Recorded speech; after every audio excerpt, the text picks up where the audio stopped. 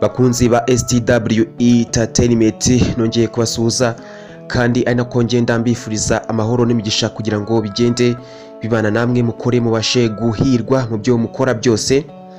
Hanyuma rero twinjiye amakuru y'imyidagaduro.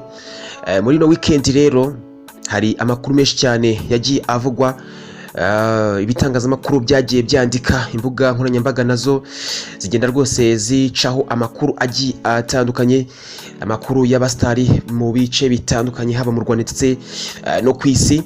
Gusa turaza kwibanda ku nkuru cyane yavuzwe muri no weekend cyane, ni inkuru y'umuhanzikazi w'umunyarwanda ari Ways.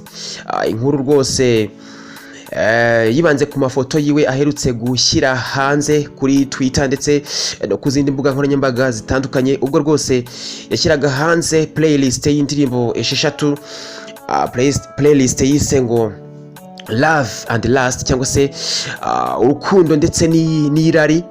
Iyi rero iyi playlist cyangwa se uburyo amafoto yaherekeje ino playlist rwose yagiye atuma rwose abantu bagenda bavuga amagambo agiye atandukanye kuri we, ariko uno muhanzi akavuga ko yagize gutya noneho aratobora. Mu bundi mu bihe byagiye bitambuka bagiye bamuvuga byinshi cyane, bavuga ko wenda ari umuntu wambara ngo yikwize, ariko noneho muri no minsi yaratoboye aravuga, agira gutya rwose aniyama abagenda bamuvuga amagambo menshi cyane.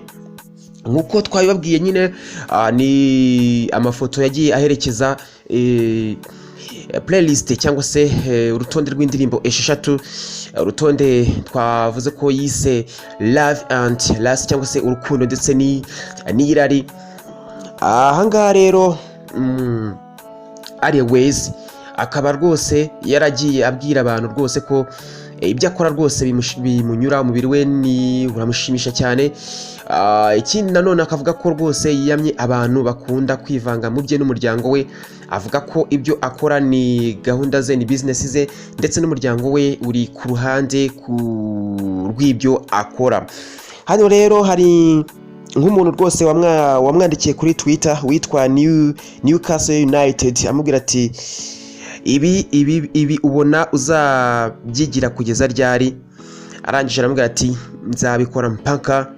Ni ukuvuga ko nyine ibyo kuvuga ngo apostinga amafoto agaragaza ubwambure bwe, amafoto agaragaza imiterere ye y'umubiri we, ibice by'ibanga.